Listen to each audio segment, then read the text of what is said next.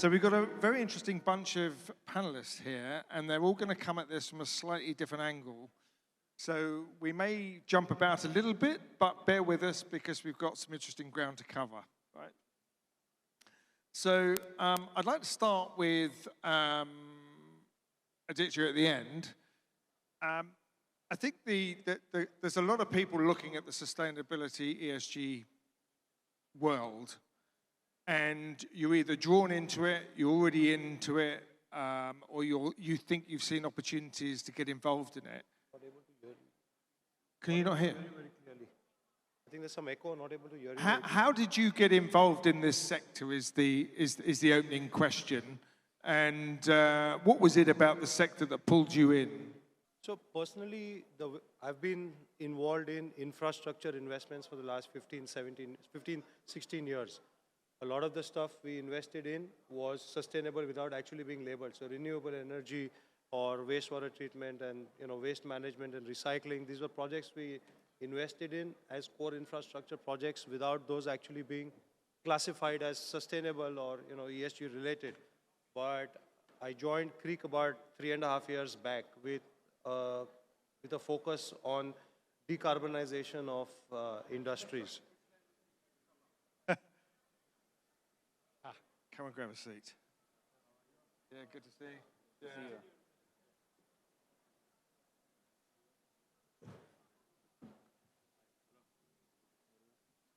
See you. Yeah, go ahead, go on. Yeah, so 3.5 years I joined Creek with a conscious focus on sustainability. So what Creek does is offers decarbonization solutions to the private sector. So essentially the commercial and industrial sector in 3 main businesses. So one is generating renewable energy. Second is energy resource efficiency and circular economy. And third is mobility. So across everything that we do is focused on sustainability. But what we do is offer operating savings and capex-free investments or capex-free solutions to the commercial sector so that they can focus on their core business while we take care of their sustainability requirements. It's interesting, isn't it? So there's so many facets to get involved in. David, what was the thing that drew you into this sector? What specific facets that pulled you in? Well, thanks, Nick. It goes way back. I grew up on a farm in Australia, and when I was a kid, we cleared a lot of native woodland to expand the amount of land we could farm. When I was 5, the first time we went to the beach, we went fishing in a mangrove forest. A lot of fish there. It's a very interesting area. 3 years later, we came back. They'd cleared the mangrove forest and put up a bunch of buildings and apartments, reclaimed the land for real estate. 5 years later, that was all washed away in a hurricane. So this really goes way back. I learned very clearly and very quickly that your native habitats really provide not only a carbon sink for the troubled environment we're in, but also coastal resilience and value to the community. Just so happens that Carbon Growth is a specialist in mangroves, and that's really the sort of the foundation of where my interest came from. And Yusuf, welcome, by the way. You've been in the space for quite a while, and give us a feel for the types of things you get involved in, because I know you're a fan of joint ventures. I know you like to do some stuff direct. Give us a sense of where you play in this space. So, good evening, good afternoon, everyone. I would like to introduce myself. My name is Yusuf bin Saeed Luta. I started into the sustainable transportation, to be specific, and sustainable way of living a decade ago, at a time where petroleum and fuel supply of the GCC and the Middle East was at its peak, at a price where $140 of barrel, and we were at that time doing the biofuels and recycling the used cooking oil, which is a raw material, to produce a biofuel. I would say there that a way of sustainability, it's a mindset. When we started, people were like somehow against us because of their own mindset. So what we did at the beginning, we have made a big awareness for the people, to really take care of the raw material, which was, they just throw it in the sink. They don't know what it could, they don't know what is its impact. They don't know how to even take care of it. Or they don't understand how's the process of the way of recycling these materials. But I would like to say, the world, not talking about only the UAE, but in this region, but right now I'm happy to see the world is changing. The mindset of people a decade ago about sustainability and saving the environment, it's not like now. Right now, it has been more so much awareness. And I will tell you how this awareness it came. It came from the school system. A decade ago, there was not much more about fields and programs about sustainability, but right now you can see even like higher degrees and programs about sustainability and saving, the environment and, the ways, the technologies, how it is improving. Yeah, so I would say awareness and understanding. So it's an interesting take because you're hinting that sustainability is also a mindset. You can always find opportunities in most things that you're trying to do. Now, Broderick, you've been investing for a long time in lots of different areas. Give us a feel for, where you play and why you play in those areas.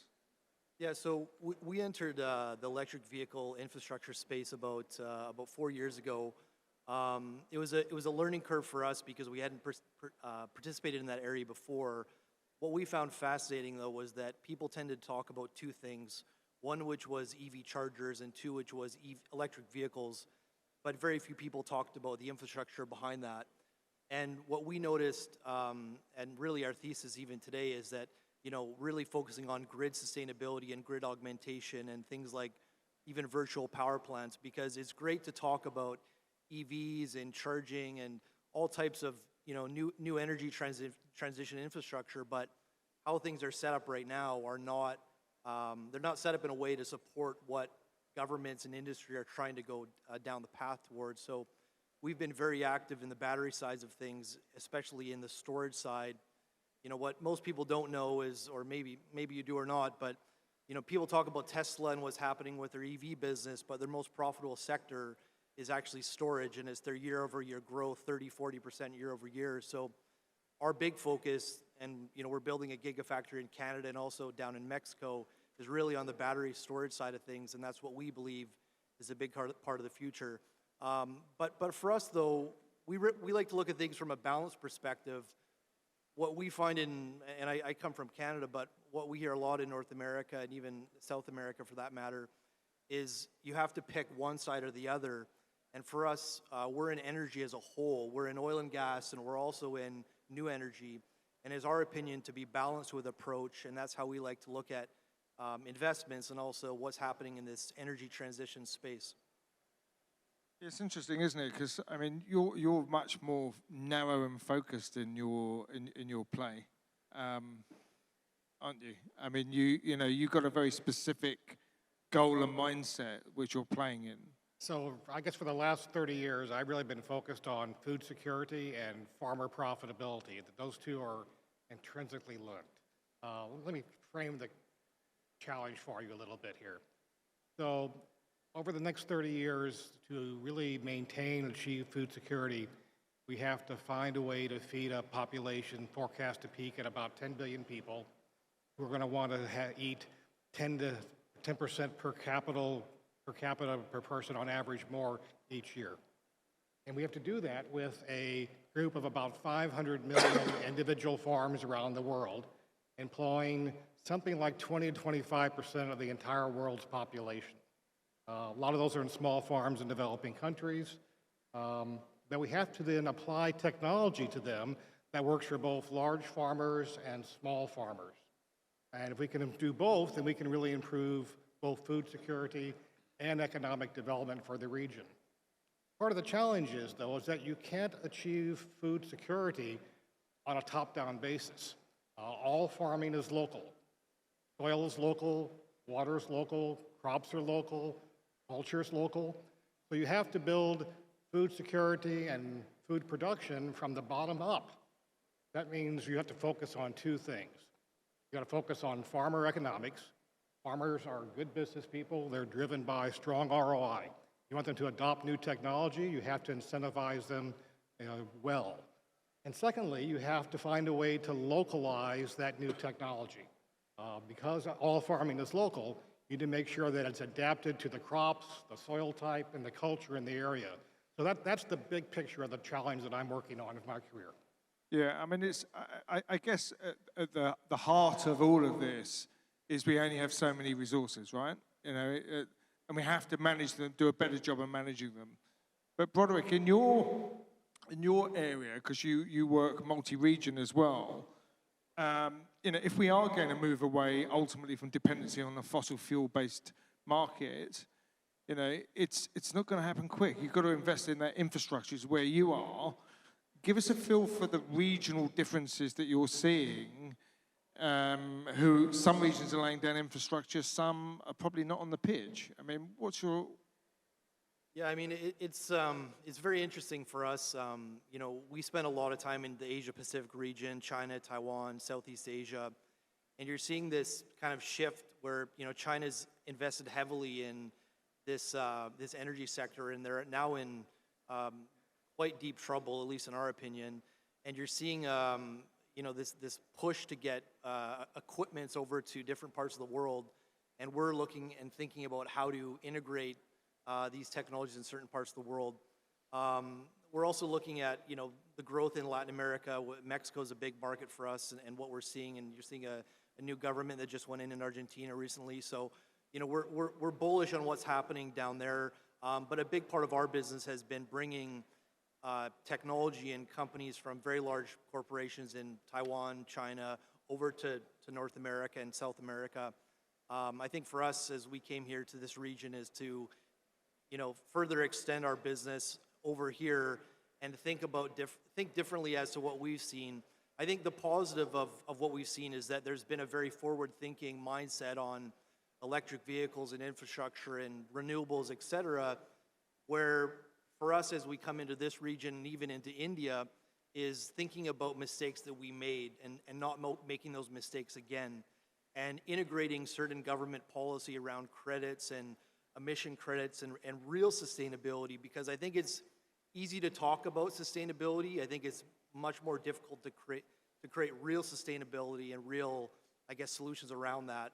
And I think that ties really much so into the carbon markets, which we're supportive of, but we're certainly not supportive of carbon markets if they're a fake facade as to something that looks clean but actually isn't. And David, how do you see that? I mean, he's mentioning carbon. What's your take on the carbon's role in all of this? Well, I think it's very important. I think you make a great point. I think the last 18 months, the veracity and the integrity of the carbon markets have been called into question. But you don't stop investing in the stock market because of Bernie Madoff. There are bad actors everywhere.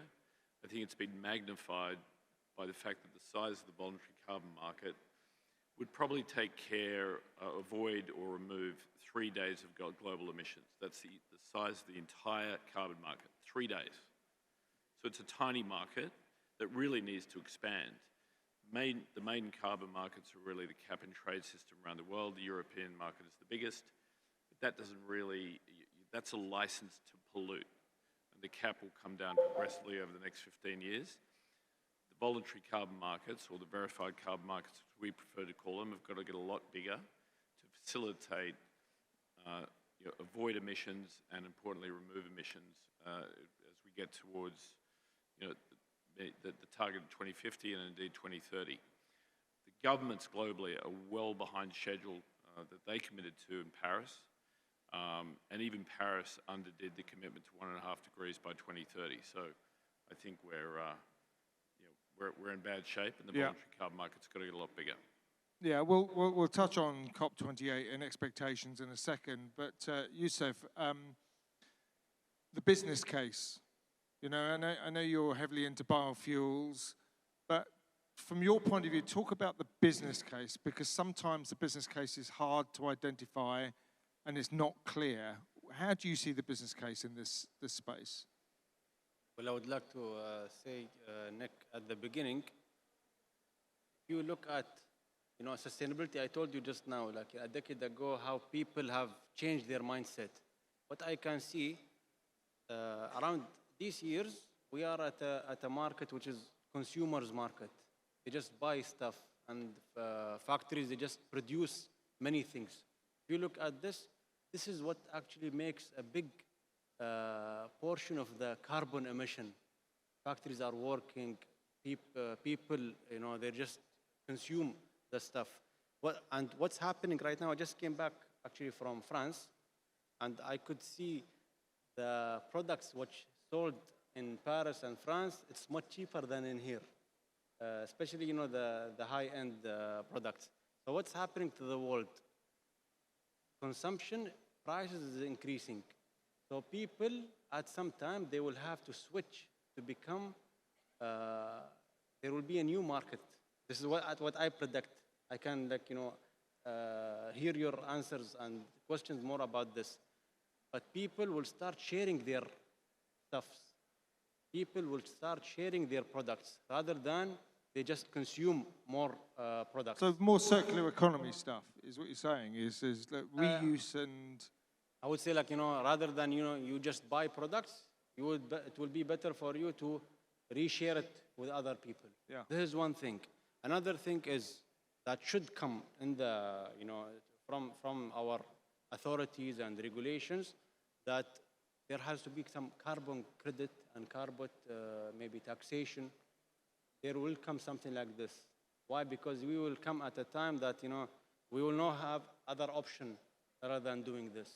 Because if we continue our similar lifestyle of just consumption and, eating of, let's say, the animals, which produce the biggest carbon emission, and the unsustainable way of transportation, of course, the 7 liters heavy engine fuel, and if you look at this, then we will just harm the world.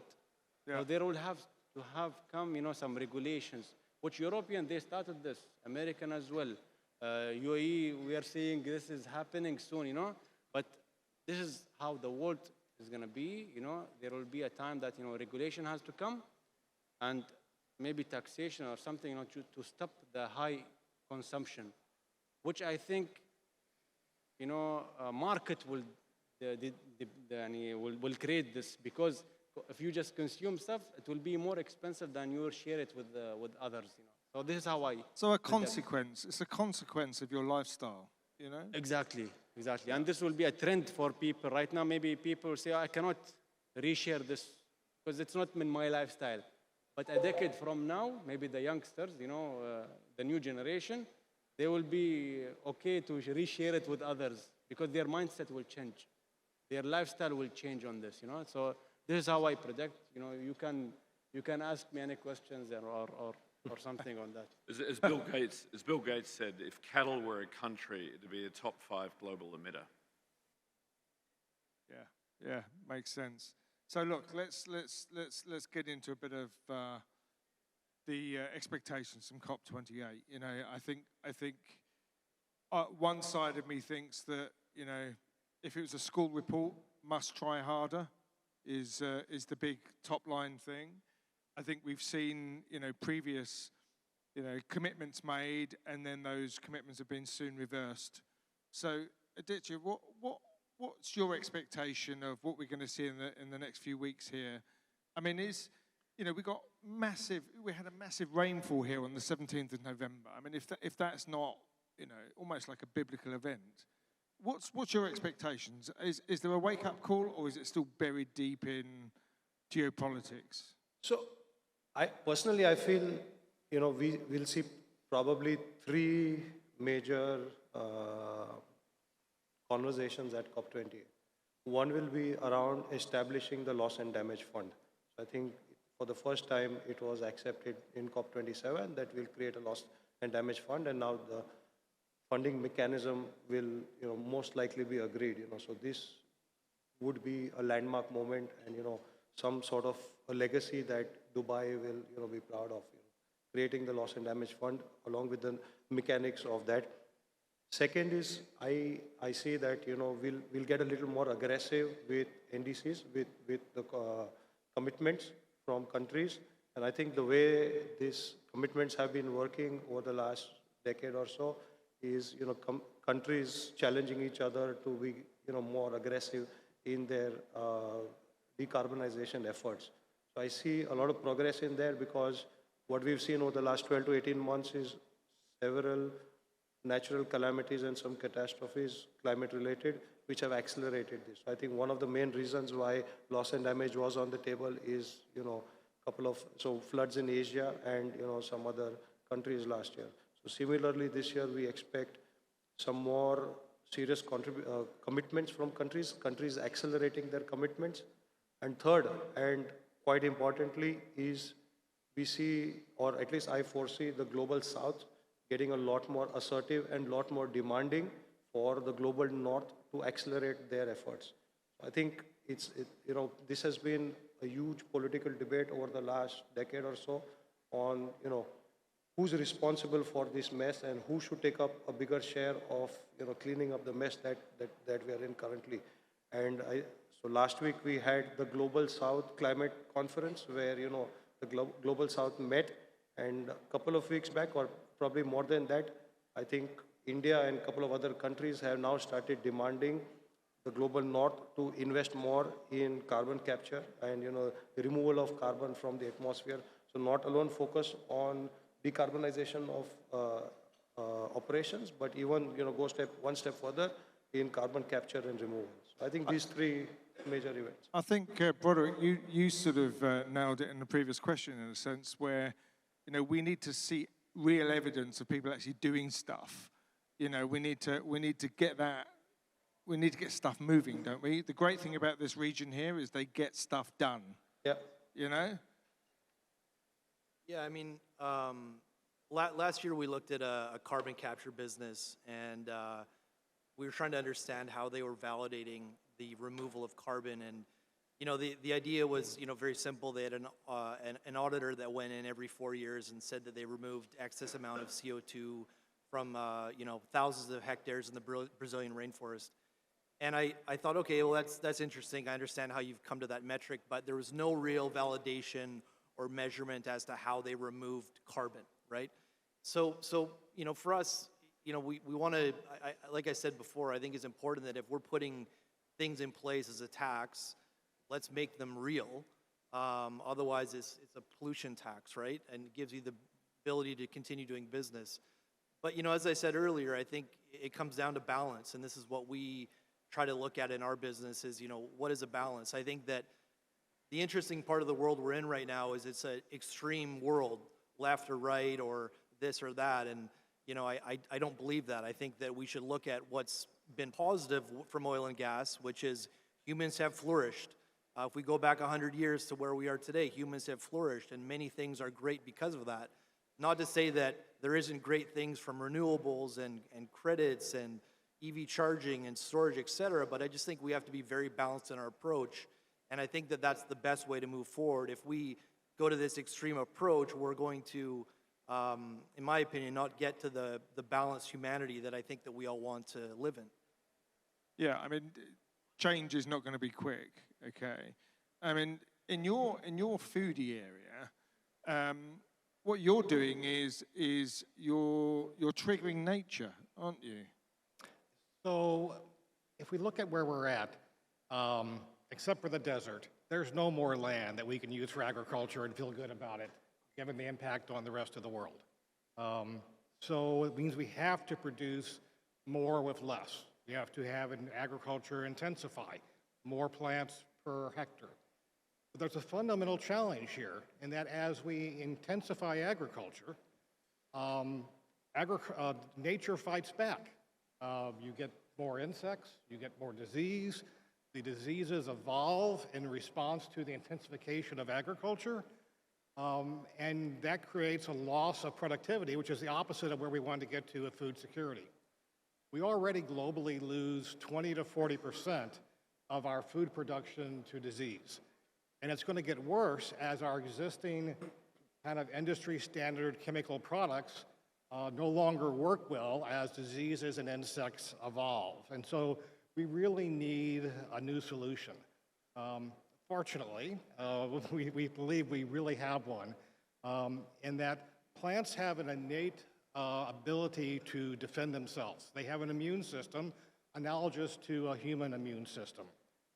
Zero Gravity has developed a proprietary understanding of how to activate this immune system in a way that will increase each plant's yield and disease resistance.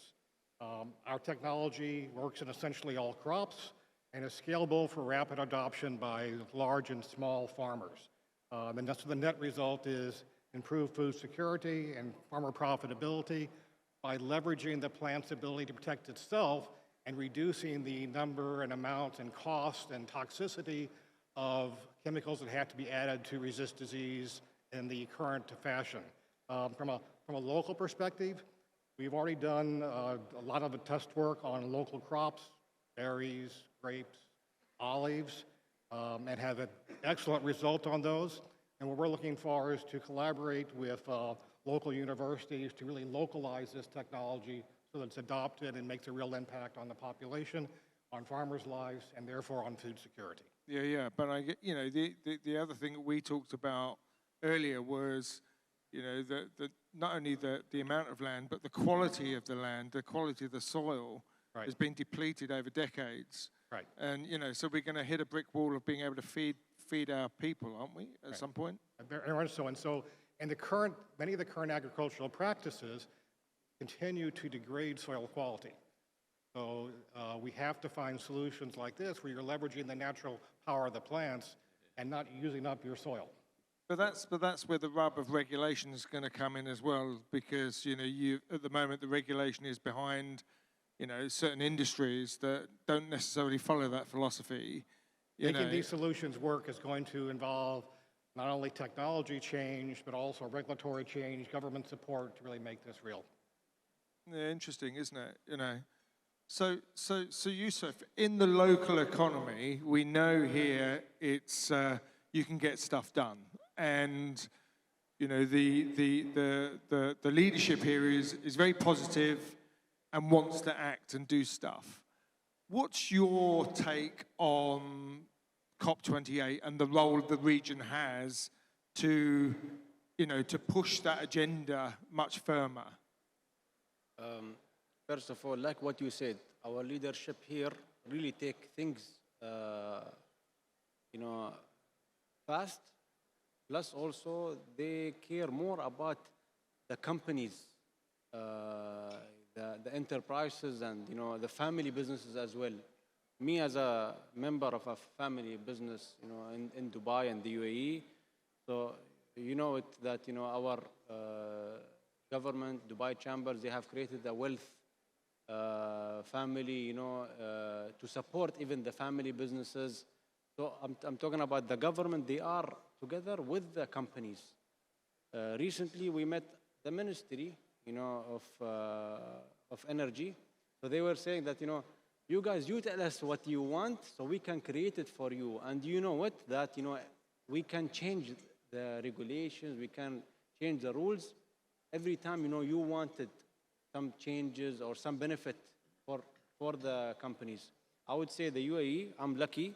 We are all here lucky, when we are companies in the UAE, that we can just approach our government and ask them for support or help or change of some regulations that it affected the businesses. And so I am optimistic that COP28, it's sustainability gathering, so all the rules will come for it for the companies first, and also for the environment and full the society, I would say.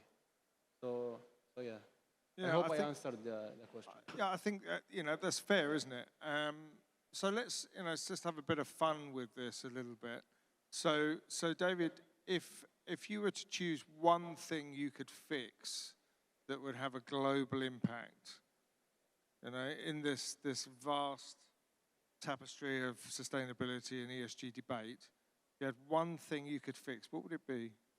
Well, I think it'd be more ambitious climate goals centered around restoration of natural landscapes, nature-based solutions, but also technological solutions that start really with nature and the environment. And but as Broderick says, it's shown me, it's demonstrating you're actually doing it. I mean, it's more than words, isn't it? You're saying. yeah, absolutely, absolutely. You know, and that's the big thing I think is the measurement of is quite often missing. You know. Yes.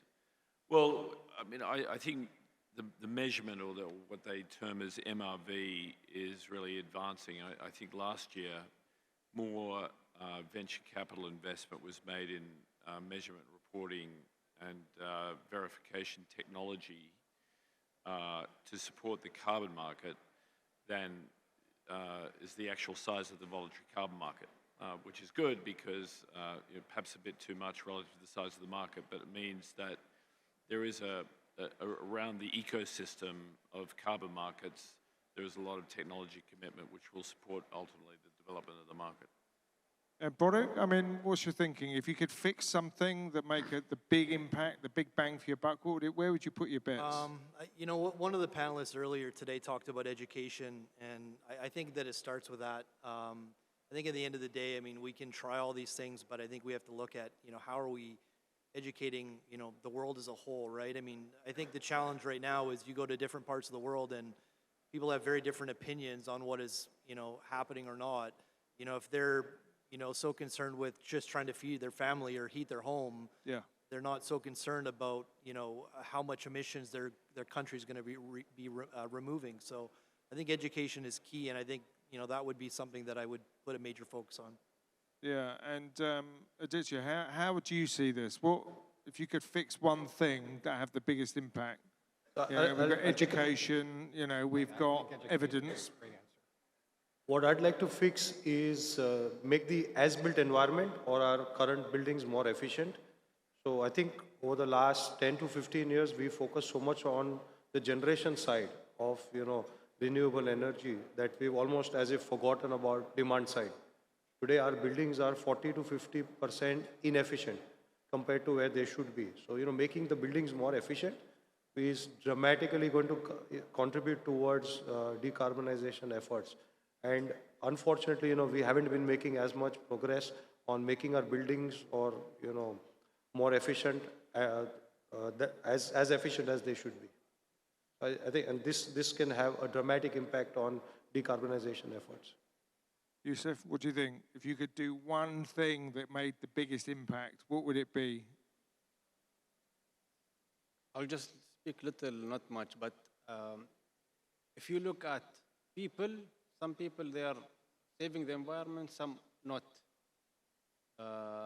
What the government role in this?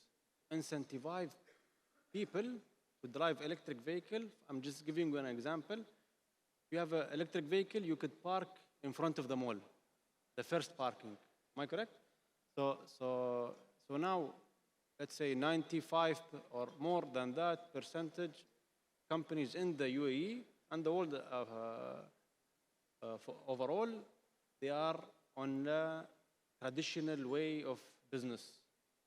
So to make them become a circular economy business rather than linear businesses, they have to, government, I'm talking about the authority, they have to give, let's say, for example, subsidy of the taxation. Taxation is coming soon in the UAE, or some incentivize them. Similar the way what I told you about the consumers. If you have electric vehicle, you can park in front of the mall, right? So why they don't put some systems for businesses to transition from becoming a linear businesses to become a circular economy business or sustainable business, right?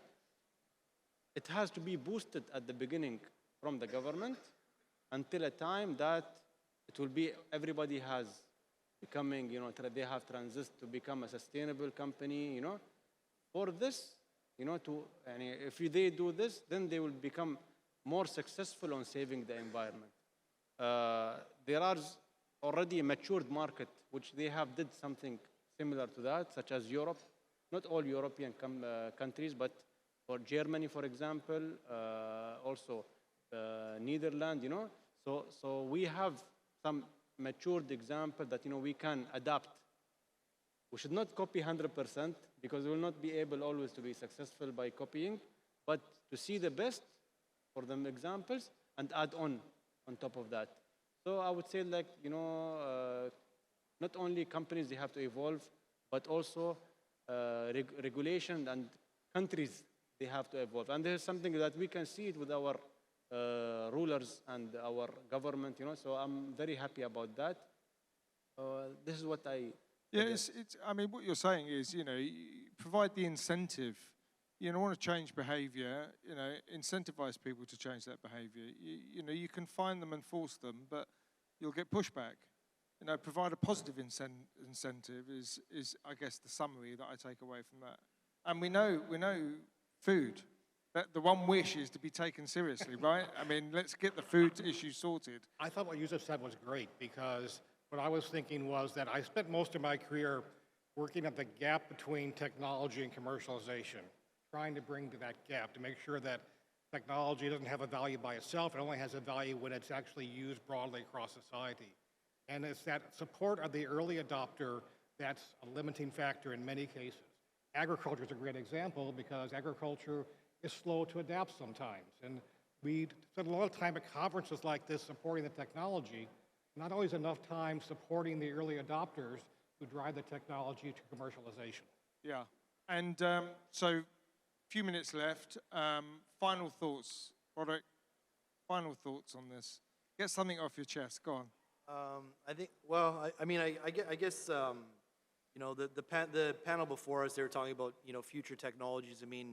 I think for us, solid state batteries, I think, are going to change a lot of what's going on in this whole battery, battery ecosystem. We're very excited about that. I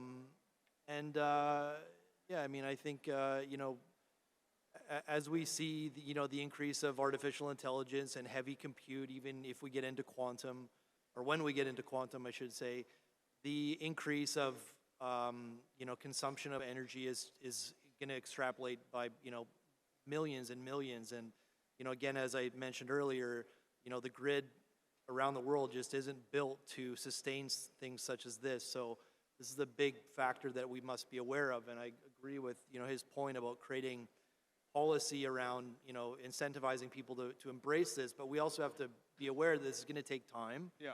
And, how we've built, the infrastructure in the past is not set up to handle what we're trying to embark on. One of the industries that we're quite involved with right now is marine-based transportation involving, methanol and batteries. And, the amount of energy that needs to go into a massive ship in a short period of time for it to transport, somewhere, the infrastructure doesn't even exist. So again, these are realities we're dealing with right now. We're excited about it, but again, I just think we have to be patient. But as I said earlier, the balance on energy, I think, has to really be thought through, and to not think that all oil and gas is bad, because it's actually allowed humanity to do a lot of great things. We just need to be, I guess, careful and plan, and not be humans who make mistakes over and over and over again.